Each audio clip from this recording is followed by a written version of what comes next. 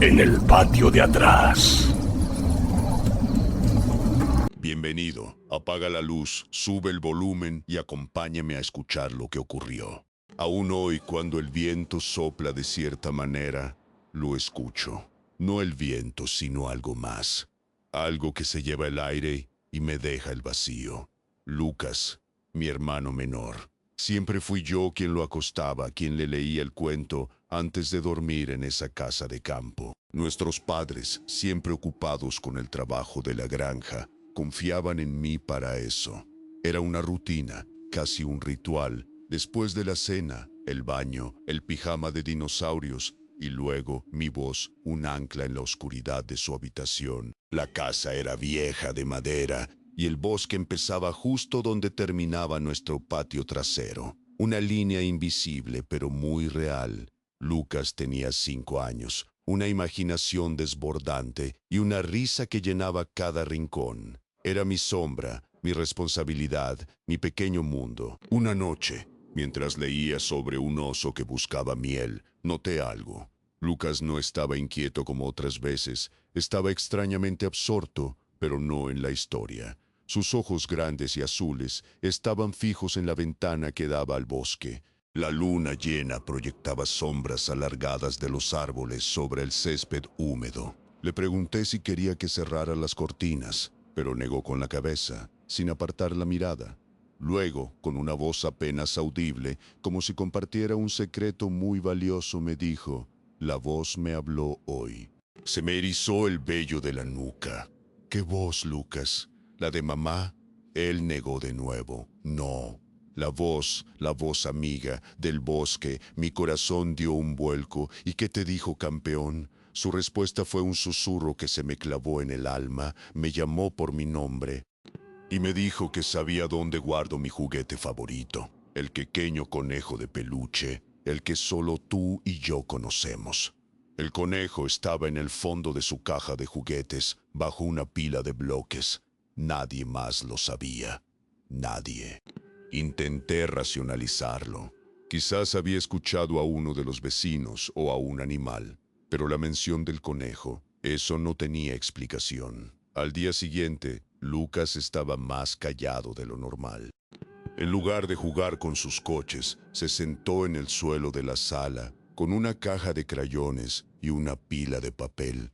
Dibujó, y dibujó, y dibujó. Todos eran lo mismo.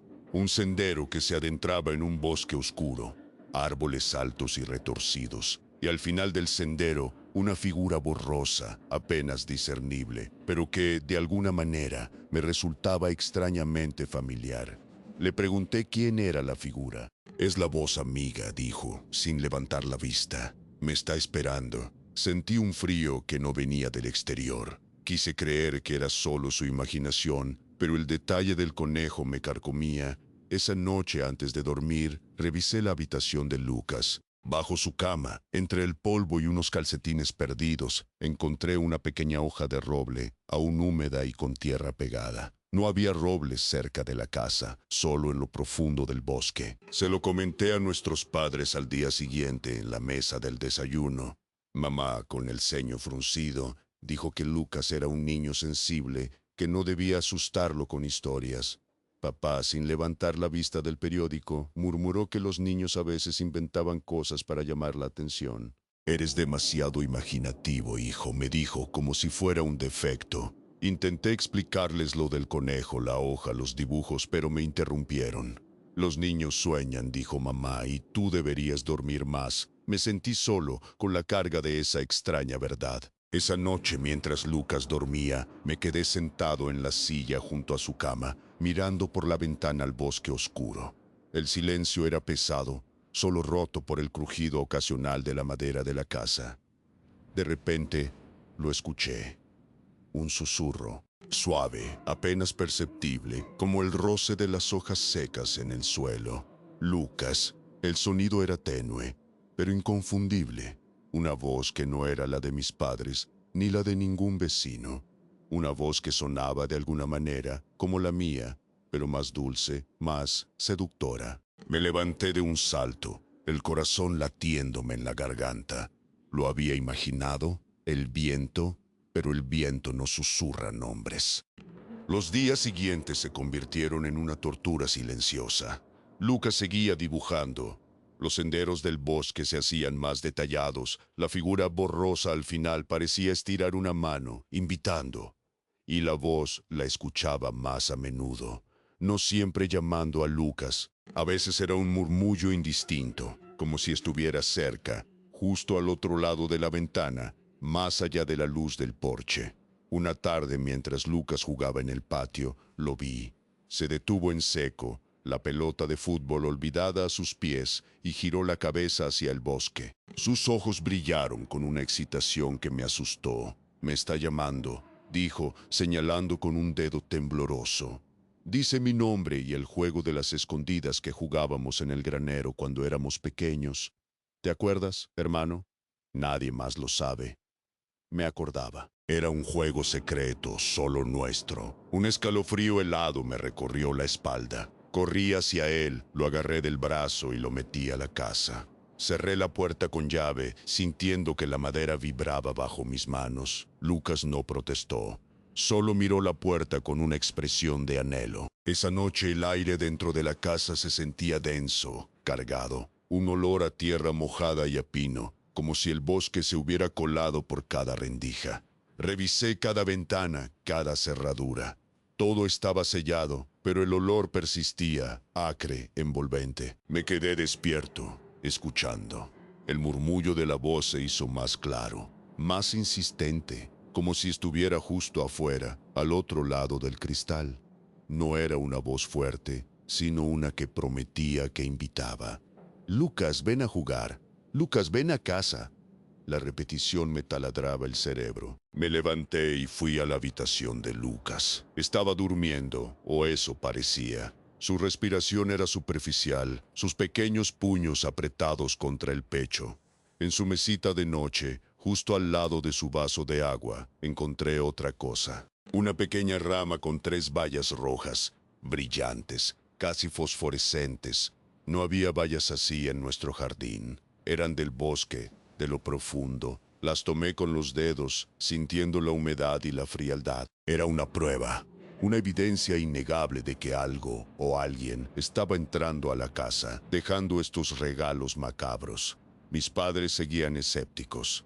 «Estás viendo fantasmas, hijo», dijo papá con un tono de cansancio. «Lucas está bien, es solo un niño con mucha imaginación». Quise gritarles, sacudirlos, hacerles ver lo que yo veía, lo que sentía.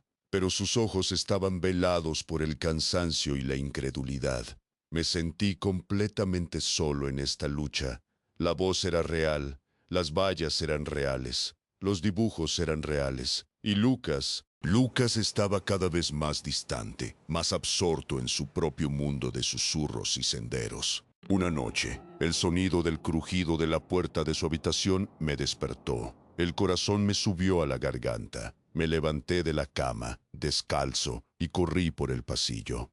La puerta de Lucas estaba entreabierta, una rendija de oscuridad que se tragaba la luz de la luna. Entré. La cama estaba vacía. Un pánico frío me invadió. «Lucas», grité. Mi voz temblaba. No hubo respuesta. Corrí por la casa, llamándolo, revisando cada rincón. La puerta trasera, la que daba al patio y al bosque, estaba abierta. Un hilo de aire frío se colaba, trayendo consigo el olor a tierra mojada y pino. Salí corriendo al patio. La luna iluminaba un rastro. Diminutas huellas de barro, de los pequeños pies descalzos de Lucas, se dirigían directamente hacia el bosque. El barro era fresco, la tierra aún blanda. Lo había intentado. Había estado a punto de irse. Mi sangre se heló. Lo seguí, mis ojos escaneando la oscuridad, llamando su nombre con desesperación. Lo encontré a pocos metros, de pie, inmóvil, justo en el borde, donde los árboles se volvían una pared impenetrable. Estaba mirando hacia adentro. Sus pequeños hombros temblaban. «Lucas, ¿qué haces aquí?» Se giró lentamente, sus ojos brillando en la oscuridad. No había miedo en su rostro, solo una extraña serenidad, casi una fascinación. La voz amiga me llamó, susurró. Dijo que quería jugar a las escondidas, como antes. Dijo que me había extrañado mucho. Lo abracé con fuerza, sintiendo la frialdad de su piel. Lo llevé de vuelta a la casa, cerré la puerta con doble llave y aseguré todas las ventanas. No dormiría esa noche. Me senté junto a su cama, observándolo. Lucas se durmió, pero su sueño era inquieto, lleno de pequeños gemidos y movimientos. En sus manos apretaba su pequeño conejo de peluche, el mismo que la voz había mencionado. Sentí un nudo en el estómago. La voz lo estaba atrayendo, usando nuestros recuerdos, nuestros secretos, usando lo familiar para llevarlo a lo desconocido. Al día siguiente, clavé tablas en las ventanas que daban al bosque. Mis padres me regañaron, me dijeron que estaba exagerando, que iba a asustar a Lucas. Es solo un niño, repitió mamá. Necesita aire fresco, no una fortaleza. Pero yo sabía, yo había escuchado la voz, yo había visto las huellas. Yo había encontrado las vallas. No era una fantasía, era una amenaza real. Los días se volvieron una secuencia de vigilancia y miedo. No dejaba a Lucas solo ni un segundo. Lo seguía por la casa, lo mantenía cerca de mí en el patio, siempre con un ojo en el bosque, pero la voz no se rendía. Se filtraba por las rendijas, por los sueños de Lucas, por el mismo aire que respirábamos. Lucas, ven a jugar. Lucas, no tengas miedo. La voz era cada vez más clara, y en ocasiones juraría que no solo era la voz de Lucas, era la mía. Una versión distorsionada, más suave, más melódica, pero inconfundiblemente mi tono, mis inflexiones. Eso me aterrorizó más que nada. ¿Cómo era posible? ¿Cómo podía algo en el bosque imitarme tan perfectamente? Lucas, por su parte, estaba cada vez más pálido, más silencioso.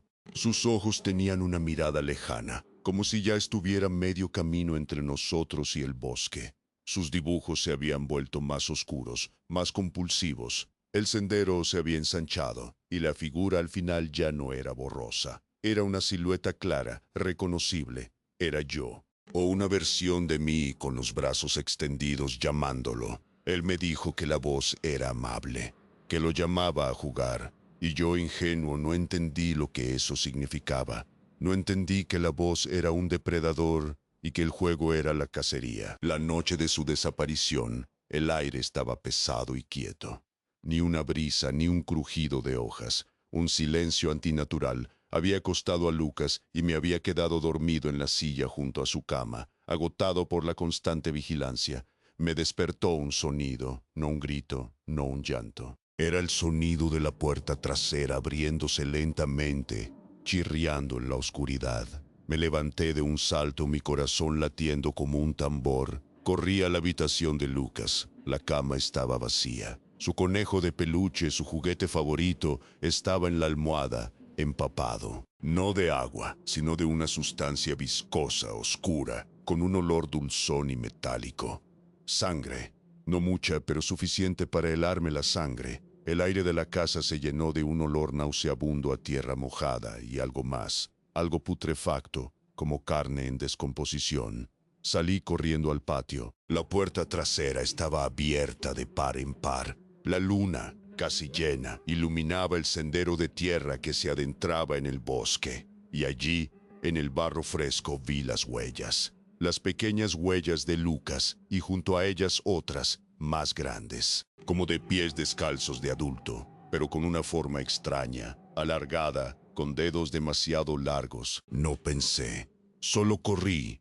Corrí por el sendero, mis pulmones ardiendo, mi garganta gritando el nombre de Lucas. El bosque se tragaba mi voz, la convertía en un eco débil. La oscuridad era total, solo rota por la luz de la luna que se filtraba a través de las copas de los árboles. El sendero se hacía más estrecho. Las ramas me arañaban la cara y los brazos. Sentía el barro frío bajo mis pies descalzos. Las huellas de Lucas se hacían más profundas, más espaciadas, como si estuviera corriendo o siendo arrastrado. Y las otras huellas, las extrañas, estaban siempre a su lado. De repente el sendero terminó en un pequeño claro. La luz de la luna caía directamente sobre un círculo de tierra desnuda. Y allí, en el centro, había algo. No Lucas, Era su pijama de dinosaurios, rasgado, manchado de barro y de esa misma sustancia oscura y pegajosa. Y a su lado, en el suelo, el conejo de peluche, ahora totalmente destrozado, sus entrañas de algodón esparcidas por la tierra. Una de sus orejas estaba arrancada, y en el lugar donde debería haber estado, había una pequeña flor silvestre de un color azul intenso que no crecía en esa parte del bosque. Era un mensaje, un regalo, una burla. No había rastro de Lucas, solo el pijama, el conejo y esa flor imposible, la voz. La maldita voz. Volví a la casa, mis manos temblaban.